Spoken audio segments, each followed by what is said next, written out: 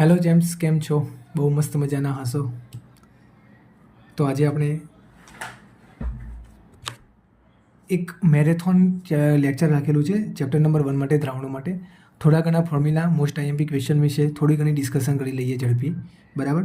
તો દ્રાવણોની વાત કરીએ તો દ્રાવણોની અંદર ફર્સ્ટ નંબરમાં જોઈએ આપણે તો અહીંયા તમને એવું કીધું હોય કે દળથી ટકાવારી, સપોઝ દળથી ટકાવારી બરાબર 10% ગ્લુકોઝનું દ્રાવણ છે. શેનું દ્રાવણ છે? ગ્લુકોઝનું દ્રાવણ છે.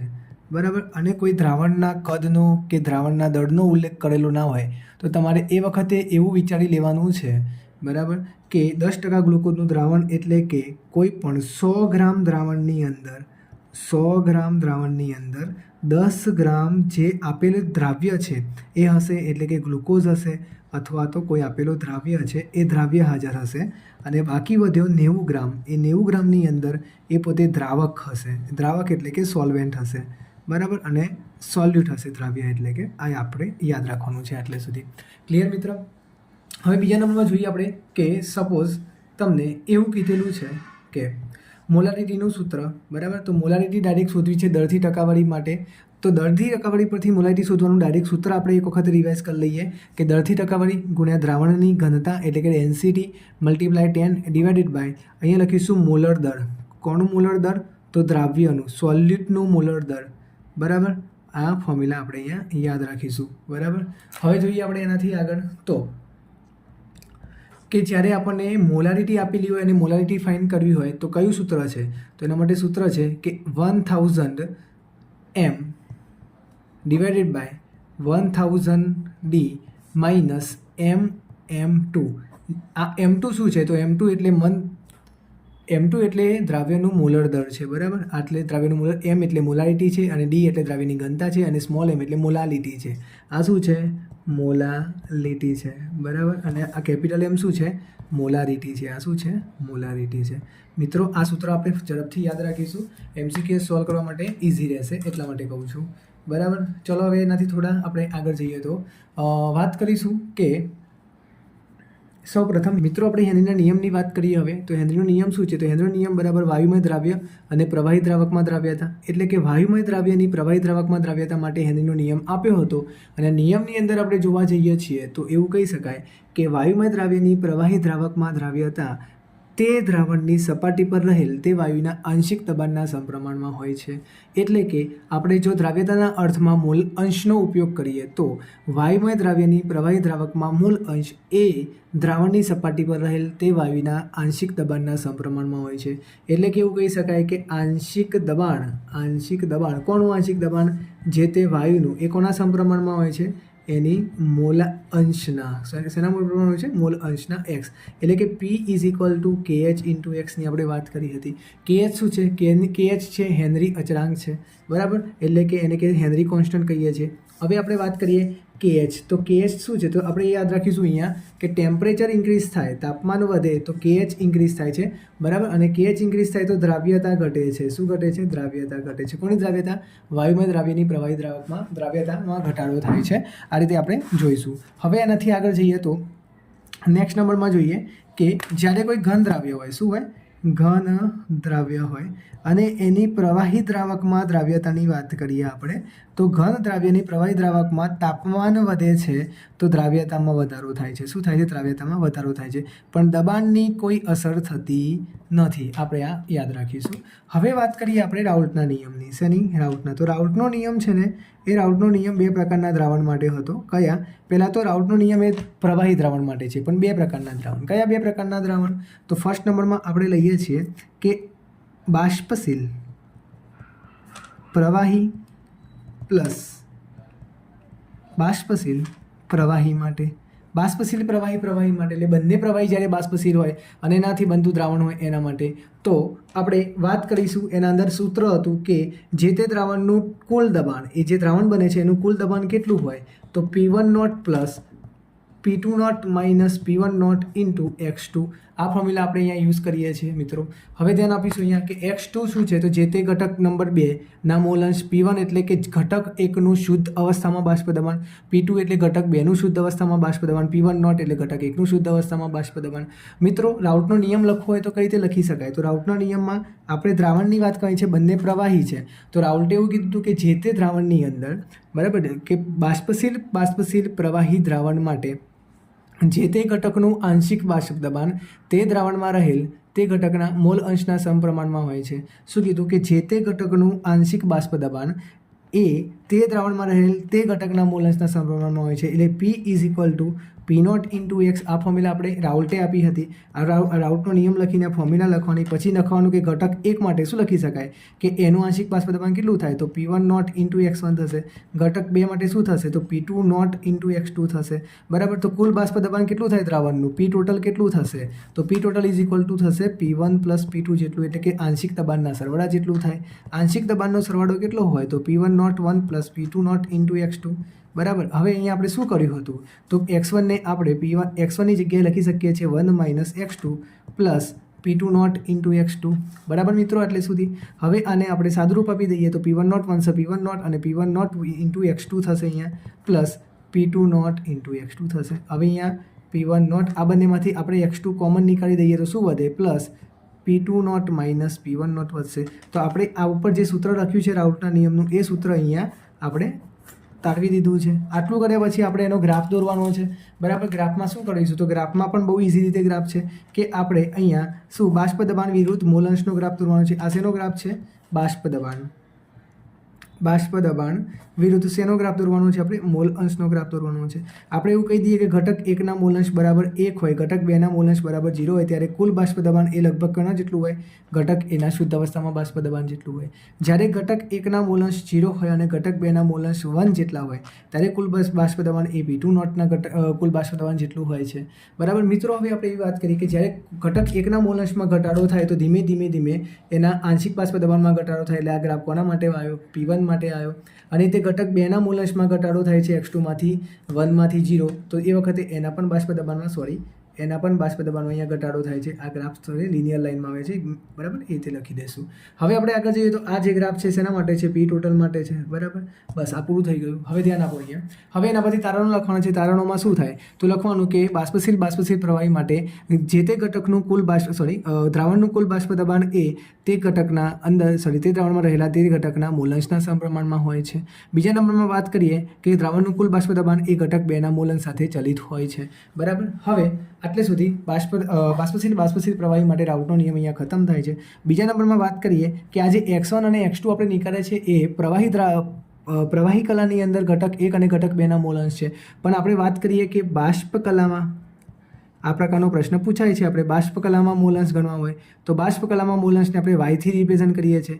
અને yનું સૂત્ર શું છે તો y બરાબર છે કે P ટોટલ, જ્યાં P શું છે તો P છે જે તે ઘટકનું આંશિક બાષ્પ દબાણ અને P ટોટલ શું છે? કુલ બાષ્પ દબાણ દ્રાવણનું. P ની જગ્યાએ શું લખી શકાય રાઉટના નિયમ પરથી? P0 into x P total આપણે લખીએ છીએ. માની લો કે આપણે ઘટક 1 ના મોલ અંશ છે તો અહીંયા 1 લગાવી દેવાનું. બરાબર. આ રીતે આપણે કરી શકીએ છીએ. તો મિત્રો આ સૂત્ર આપણે અહીંયા યાદ રાખીશું. તો આ જે રાઉટનો નિયમ છે શેના માટે છે? ફરીથી એકવાર હું રિવાઇઝ કરું છું. શેના માટે છે? બાષ્પશીલ પ્રવાહી માટે છે. એટલે કે બાષ્પશીલ પદાર્થ માટે છે. હવે રાઉટનો એક બીજો નિયમ બી હતો, એની બી અહીંયા આપણે ચર્ચા કરી લઈએ કે રાઉટનો બીજો નિયમ છે જે ઘણી વખતે પૂછાતો હોય છે. તો એ શેના માટે છે? તો અબાષ્પશીલ દ્રાવ્યને જ્યારે તમે બાષ્પશીલ દ્રાવકમાં દ્રાવ્ય કરો છો ત્યારે આ રાઉટનો નિયમ છે. તો એના માટે શું છે તો આ તો પોતે અબાષ્પશીલ છે. દ્રાવક જ્યારે બાષ્પશીલ હોય ત્યારે તેમાં તમે અબાષ્પશીલ દ્રાવ્ય ઉમેરો તો જે તે દ્રાવક છે એના શુદ્ધ અવસ્થાના બાષ્પ દબાણ કરતાં જે દ્રાવણ બનશે એના બાષ્પ દબાણના શું થશે? ઘટાડો થાય છે. તો આપણે અહીંયા ધારી લેવાનું છે કે ધારો કે શુદ્ધ ઘટક 1નું બાષ્પ દબાણ અત્યારે કેટલું છે તો P0 જેટલું છે. હવે એની અંદર આપણે જ્યારે અબાષ્પશીલ દ્રાવ્ય ઉમેરીએ છીએ ત્યારે બનતા દ્રાવણનું બાષ્પ દબાણ ઘટીને કેટલું થઈ જાય છે? P જેટલું થઈ જાય છે. તો બાષ્પ દબાણમાં થતો ઘટાડો કેટલો હશે તો P0 માઇનસ P જેટલો, જેને કહેવાય ડેલ્ટા P એટલે શું? બાષ્પ દબાણમાં થતો ઘટાડો. હવે આપણે રાઉટનો નિયમ લખવાનો કે રાઉલ્ટે શું જણાવ્યું હતું કે રાઉટનો નિયમ કે જે તે ઘટકનું આંશિક બાષ્પ દબાણ તેના મોલ અંશના સમપ્રમાણમાં હોય છે. તો આપણે ઘટક 1 માટે વાત કરી છે. તો ઘટક એક માટે વાત કરી છે ને, તો ઘટક એકનું આંશિક બાષ્પ દબાણ કેટલું હોય, તો એનું શુદ્ધ અવસ્થામાં બાષ્પ દબાણ અને એના મોલ અંશ જેટલું હોય. તો આ સમીકરણનો ઉપયોગ આપણે આમાં કરીશું. તો શું લખી શકાય, તો delta P is equal to P1 naught minus અહીંયા લખીશું P1 નોટ ઇન્ટુ x1. હવે આ બંનેમાંથી શું કોમન નીકળે એવું છે, તો આ બંનેમાંથી કોમન નીકળે એવું છે P1 નોટ. તો અહીંયા P1 નોટને કોમન નીકાળી દઈએ તો શું વધે, 1 માઇનસ x1. તો ડેલ્ટા પી બરાબર શું થાય, તો P1 નોટ 1 માઇનસ x1 એટલે અહીંયા થશે x2. બરાબર મિત્રો. તો આ શું મળ્યું આપણને ડેલ્ટા પી, તો ડેલ્ટા પી છે બાષ્પ દબાણમાં થતો ઘટાડો. હવે બાષ્પ દબાણમાં થતા ઘટાડાને આપણે ધ્યાન આપશું અહીંયા, બાષ્પ દબાણમાં થતા ઘટાડાને આપણે એના શુદ્ધ અવસ્થાના બાષ્પ દબાણ વડે ભાગી દઈએ છીએ, તો એનો ગુણોત્તર લઈએ છીએ તો આપણને x2 મળે છે. આ જે મળ્યું આપણને એને કહેવાય બાષ્પ દબાણમાં થતો સાપેક્ષ ઘટાડો. શું કહેવાય, બાષ્પ દબાણમાં થતો સાપેક્ષ ઘટાડો. તો આ શું છે, તો આ છે બાષ્પ દબાણમાં થતો ઘટાડો અને આ શું છે, બાષ્પ દબાણમાં થતો સાપેક્ષ ઘટાડો. બરાબર. x2 ની જગ્યાએ શું લખી શકાય, x2 એટલે ઘટક 2 ના મોલ અંશ, એટલે ઘટક 2 ના મોલ છેદમાં ઘટક 1 ના મોલ પ્લસ ઘટક 2 ના મોલ્સ. જો દ્રાવણ મંદ હોય તો શું લખી શકાય, દ્રાવણ મંદ હોય તો આપણને ખબર છે કે ઘટક 1 ના મોલ અંશની સાપેક્ષમાં ઘટક 2 ના મોલ અંશ ઓછા હશે દ્રાવકની સાપેક્ષમાં, એટલે N2 upon N1 લખી શકાય છે. જેમાં delta P upon P naught બરાબર N2 એટલે શું, તો દ્રાવ્યનું દર છેદમાં દ્રાવ્યનું મોલર દર, N1 એટલે શું, તો દ્રાવકનું દર અને દ્રાવકનું મોલર દર મૂકી શકીએ છીએ. તો મિત્રો આ સૂત્ર આપણે આટલે સુધી યાદ રાખવાના થાય છે. ક્લિયર. હવે આનાથી આગળ જઈએ તો આપણે ધ્યાન આપશું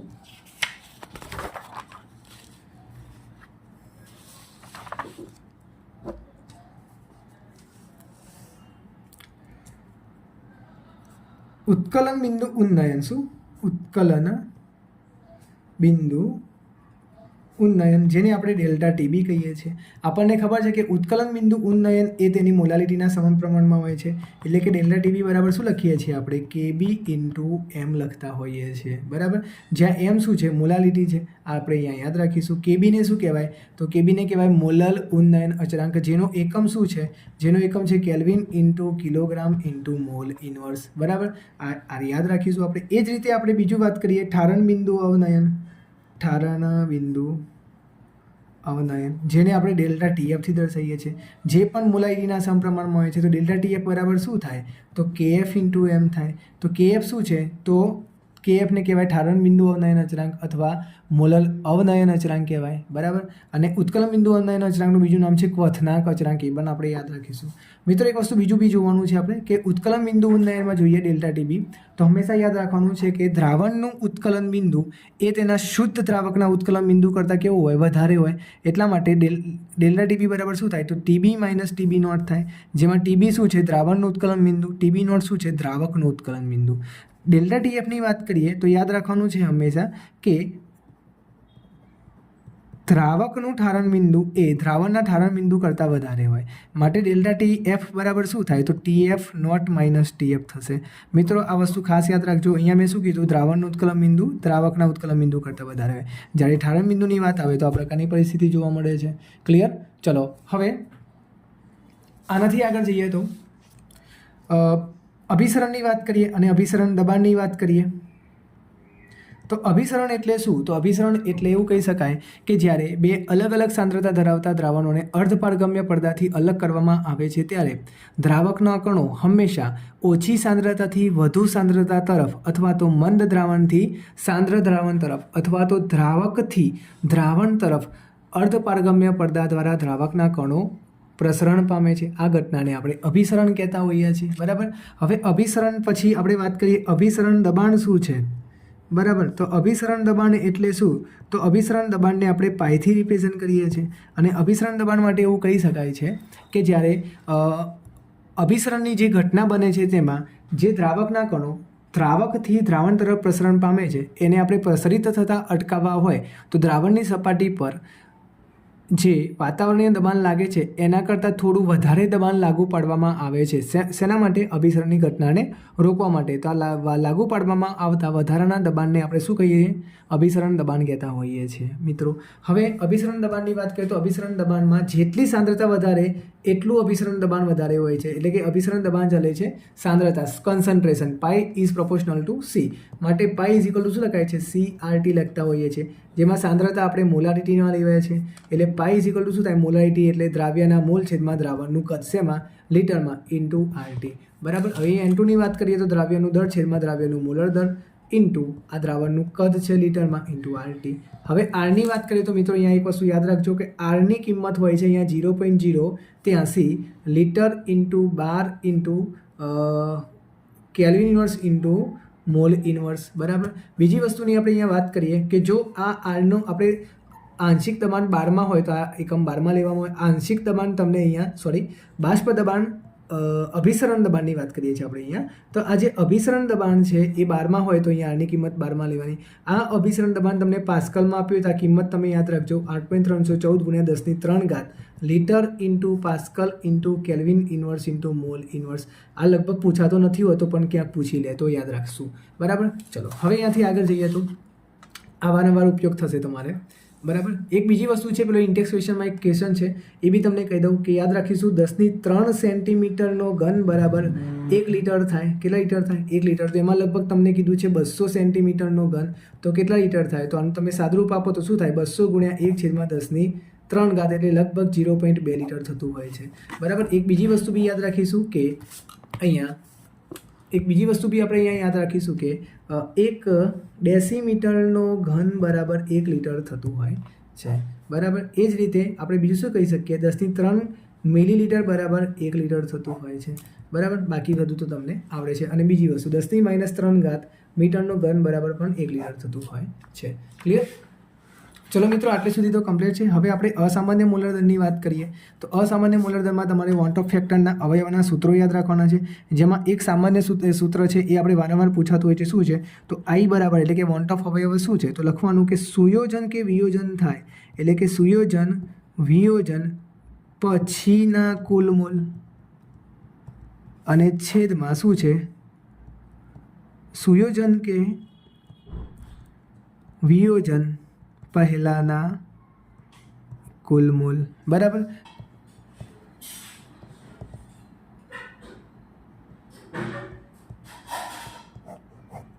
જુઓ મિત્રો, આપણે અહીંયા વાત કરીએ છીએ વિયોજન અંશ આલ્ફાની. તો વિયોજન અંશ આલ્ફા શું થાય? તો વિયોજન અંશ આલ્ફા માટે આપણે યાદ રાખીશું કે આલ્ફા બરાબર I-1 થાય, બરાબર. શું થાય? I-1 થાય આલ્ફા બરાબર. આ સૂત્ર આપણે યાદ રાખીશું. આપણને આ સૂત્ર પરથી આલ્ફા મળે એના પરથી આપણે વિયોજન અચળાંક Ka ગણવો હોય તો કયું સૂત્ર યાદ રાખીશું? તો Ka બરાબર C⁴/1 - આલ્ફા, જેમાં C શું છે? સાંદ્રતા છે. સાંદ્રતા બરાબર શું થાય? તો દ્રાવણનું જે મોલ હોય દ્રાવ્યના જે મોલ હોય છેદમાં દ્રાવણનું કદ લઈ લેવામાં આવે છે. અહીંયા 1 - આલ્ફા ને ઉપર છે α². આ સૂત્ર આપણે ખાસ યાદ રાખીશું મિત્રો. હવે આપણે એના પછી વાત કરીએ સુયોજનની, બરાબર. તો સુયોજન એટલે ભેગા થવું. તો સુયોજન અંશ માટે શું થશે? તો સુયોજન અંશ માટે આપણે એક વાત કરી લઈએ કે માની લો કે કોઈ સબસ્ટેન્સ છે જેમ કે C6H5COOH બેન્ઝોઇક એસિડના 2 મોલેક્યુલ છે જે અહીંયા જઈને શું થાય છે? તો C6H5COOHનું એક મોલેક્યુલ બની જતું હોય છે, બરાબર. તો અહીંયા એના મોલ કેટલા છે? માની લો કે 1 મોલ છે, અહીંયા 0 મોલ છે. જ્યારે સુયોજન થાય તો 1માંથી x જેટલા મોલ જો સુયોજન પામવા જાય તો અહીંયા જઈને એના કરતાં અડધા થઈ જાય છે. તો આપણે આઈનું સૂત્ર શું થાય? તો I બરાબર થાય સુયોજન પછીના મોલ એટલે કે 1 - x + x/2 અપોન પહેલાંના મોલ. આનું સાદુરૂપ આપો તમે તો 1 પ્લસ તો અહીંયા શું થશે? 1 - x/2 થશે. આ શેનું સૂત્ર મળ્યું તમને? આઈનું. તો અહીંયા એક્સનું સૂત્ર કરતાં બનાવવું હોય તો શું કરવું પડે? તો I બરાબર 2 - x/2 એટલે કે શું થાય અહીંયા? તો આને 2 સામે લઈ જાઓ તો 2I બરાબર શું થાય? 2 - x. એક્સને આ બાજુ લાવો તો x બરાબર શું થાય? 2 - 2I. તો x અહીંયા 2 કોમન કાઢો તો 2 / 1 - I. તો આ સૂત્ર આપણે યાદ રાખી દઈશું મિત્રો. જો તમને લાસ્ટમાં સુયોજન અંશ શોધવા માટે ના આવડે તો આઈની કિંમત તમે જાણતા હોય તો તમે આ સૂત્ર પરથી તમે સુયોજન અંશ ગણતરી કરી શકશો, બરાબર. ઓકે, યાદ રાખીશું આપણે. અને જો એક્સની કિંમત જાણતા હોય તો આઈ શોધવા માટે આ સૂત્ર વાપરીશું અને આઈની કિંમત જાણતા હોય તો એક્સ શોધવા માટે આ સૂત્ર વાપરીશું. મિત્રો, આટલું ખાસ યાદ રાખીશું, બરાબર. ભૂલ ના થાય આ સૂત્રોમાં, બરાબર. એકવાર ફરીથી જોઈ લેજો તો એક્ઝામ્પલમાં બહુ સારી મજા આવશે તમને. Okay, thank you friends.